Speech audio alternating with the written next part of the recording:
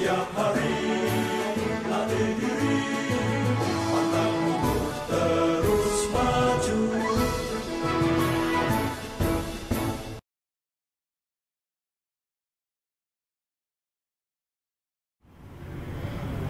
Baik, selamat pagi teman-teman. Kita melanjutkan untuk materi CNC hari ini.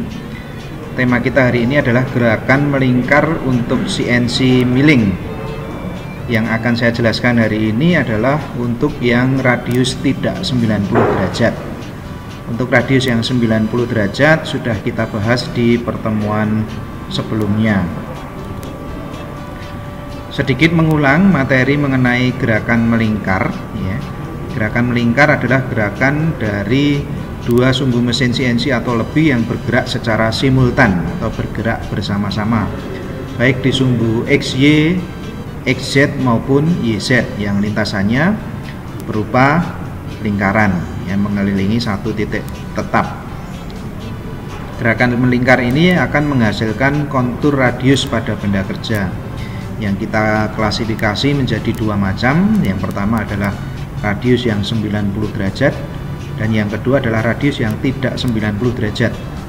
Ciri-cirinya untuk radius yang 90 derajat adalah radius yang diapit oleh sudut-sudut spesial, yaitu 90 derajat dan kelipatannya, seperti 180 atau setengah lingkaran, atau 270 derajat atau 3/4 lingkaran, bahkan yang 360 derajat atau satu lingkaran penuh. Kemudian untuk radius yang tidak 90 derajat seperti terlihat pada gambar ya, adalah radius yang diapit oleh sudut-sudut yang sudut alfanya di luar sudut-sudut spesial. Bisa radius yang diapit oleh sudut 30 derajat, 45 derajat, 60 derajat dan sebagainya. Kode G yang dipakai untuk gerakan melingkar adalah G02 atau G2 yang digunakan untuk gerakan melingkar searah jarum jam, dan juga G03 jika kita membuat radius dalam gerakan melingkar yang berlawanan arah jarum jam. Kemudian pada gerakan melingkar terdapat unsur-unsur pembentuknya, antara lain harus ada yang disebut dengan koordinat start point, kemudian harus ada koordinat end point atau titik tujuan, kemudian koordinat center radius atau titik pusat dari radius, besar radiusnya dan arah gerakannya untuk menentukan kode G yang digunakan. Dalam gerakan melingkar, dari kelima unsur-unsur ini tadi kita dapat menemukan parameter inkremental untuk gerakan melingkar yang kita sebut sebagai parameter IJ atau K. Nah, parameter ini didapatkan dari jarak antara titik pusat dan titik awal atau jarak antara start point dan center radius. Jika center radius dan start point atau start point dan center radius ini terdapat jarak di arah sumbu X, maka kita menyebutnya sebagai parameter I. Jika jarak start point dan center radius ini terbentuk di arah sumbu Y, maka kita menyebutnya sebagai parameter J. Kemudian jika gerakan melingkarnya berada pada sumbu Z, maka akan ada parameter K, di mana start point dan center radiusnya terdapat jarak di arah sumbu Z. Nah, ini disebut sebagai parameter K. Kemudian ada ciri-ciri jika radius 90 derajat ini kita buat programnya, maka akan terdapat salah satu parameter I atau J ini besarnya sama dengan R. Maka jika salah satu parameter ini besarnya sama dengan R, parameter yang lain itu bisa dipastikan 0. Kemudian juga terdapat penandaan positif atau negatif untuk parameter I maupun J. Ciri-cirinya adalah jika center radius ini di sebelah kanan start point, ini seperti yang saya tunjukkan pada kursor, maka I-nya positif. jika center radiusnya berada di sebelah kiri. Ya, ini acuannya adalah center radius. Jika center radiusnya ada di sebelah kiri, maka I-nya negatif. Ya, kiri dan kanan ini kan berlaku untuk I ya, karena berada di sumbu X. Kemudian jika center radius berada di atas ya, di atas, center radius berada di atas ya, ini contohnya start point, maka J-nya positif. Jika center radiusnya berada di bawah start point, maka J-nya negatif. Nah, pada gambar tertera atas dan bawah, tapi sebetulnya untuk koordinat di arah sumbu Y adalah depan dan belakang.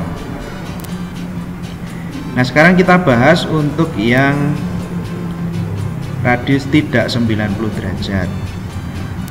Kalau tadi itu salah satu sebesar R ya, untuk yang 90 derajat itu salah satu parameter I maupun J ada yang sebesar R, maka yang lain pasti 0. Tidak demikian untuk radius yang tidak 90 derajat. Jika radiusnya tidak 90 derajat, maka tidak ada yang sebesar R dan juga tidak ada yang sebesar 0. Kita harus menghitungnya ya. Ini sebagai contoh di sini. Pada radius di sebelah kiri dari start point menuju end point, nah, titik pusatnya atau CR-nya ada di sebelah kiri. Jika kita menentukan I-nya, kita cari dengan informasi yang sudah tersedia. Yang pertama, informasi yang sudah ada adalah radiusnya. Kita tahu radiusnya 50. Kemudian informasi berikutnya adalah jarak antara start point dan end point. Ini jaraknya 48. Maka J-nya sudah bisa kita ketahui ya. J adalah jarak start point menuju center radius di arah sumbu Y.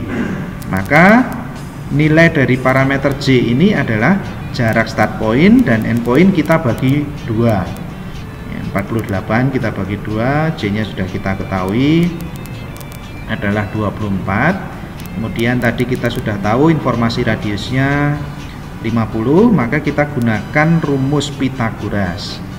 Nah, di sini untuk mengetahui nilai I, segitiganya kita gambar dulu, segitiga siku-siku. Jadi rumus Pythagoras ini hanya berlaku pada segitiga siku-siku ya. Kita lihat di sini sisi miringnya 50, kemudian sisi tegaknya adalah 24. Dengan mudah kita mencari nilai I adalah akar dari 50 kuadrat dikurangi 24 kuadrat ya, didapatkan dari I sama dengan akar dari R yang dikuadratkan, karena ini segitiganya siku-siku, sisi miringnya adalah R, dan dikurangi J kuadrat. Nah, J-nya ini adalah sisi tegaknya. Nilainya akar dari 2500 ya, 50 kuadrat adalah 2500 dikurangi 576. I sama dengan akar dari 1924. Nilainya adalah 43.863. Karena center radius kita berada di sebelah kiri, maka tanda untuk I ini adalah negatif. Nah, kemudian untuk nilai radius yang lain, nah ini ada radius 65 juga. Sebelum ke radius yang lain, kita lihat untuk posisi radius yang ada di atas. Nominalnya sama dengan radius yang berada di sebelah kiri, hanya saja I dan J ini bertukar posisi ya, sesuai dengan arah sumbu. Ketika radius di sebelah kiri tadi J, maka radius yang di atas ini berubah menjadi I mengikuti arah sumbu. I-nya 24. Kemudian I pada radius sebelah kiri di radius atas menjadi J, dan dua-duanya positif karena center radius berada di atas dan di sebelah kanan. Nah, untuk radius yang nilainya berbeda, caranya juga sama. Di sini J-nya 24, tandanya negatif ya. Kemudian radiusnya 65, perhitungannya menggunakan Pythagoras. I untuk radius sebelah kanan adalah akar dari 65 kuadrat dikurangi 24 kuadrat ya, hasilnya 60,407. Demikian teman-teman untuk penjelasan radius untuk gerakan melingkar yang tidak 90 derajat.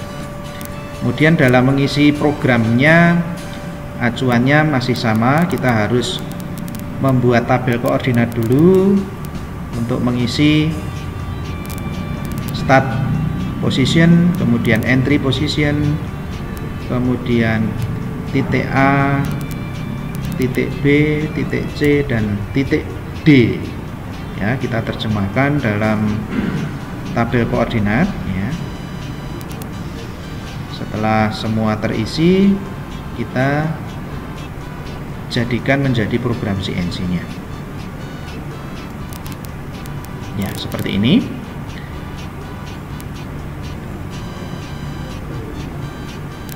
Kita bagi menjadi beberapa bagian untuk program di sini. Yang warna hijau ini adalah kepala program, kemudian warna biru ini adalah data teknologi, kemudian yang warna ungu di sini adalah posisi-posisi pendekatan, sedangkan yang warna merah di sini adalah program untuk kontur yang akan dibuat ya. Seperti terlihat di sini, ketika masuk dari start menuju entry, maka kodenya adalah G1, G41, D1 menuju X-nya 6 ya. Feedingnya kita sertakan ya dengan feeding 500. Kemudian menuju titik A, karena radius ini start point-nya ada di titik A, maka alat potong kita posisikan menuju titik start ya. Dari A menuju B adalah gerakan melingkar yang arahnya berlawanan arah jarum jam, maka kita gunakan G3, X-nya 6, Y-nya 54, ini didapat dari tabel koordinat titik B. Kemudian I-nya kita sertakan dari hasil perhitungan kita tadi. Demikian juga dengan J-nya. Dan seterusnya dari radius B ke C, arahnya juga berlawanan arah jarum jam. C ke D, kemudian D ke A, dilanjutkan menuju titik exit, dan posisi terakhir adalah di posisi finish ya. Demikian teman-teman untuk penjelasan gerakan melingkar yang radiusnya tidak 90 derajat. Untuk materi sudah saya sertakan dalam bentuk PDF. Ada baiknya teman-teman mencatat dengan detail, dan nanti akan saya unggah latihan yang berkaitan dengan radius yang 90 derajat maupun yang tidak 90 derajat. Oke, silahkan melanjutkan belajar untuk hari ini dan tetap semangat.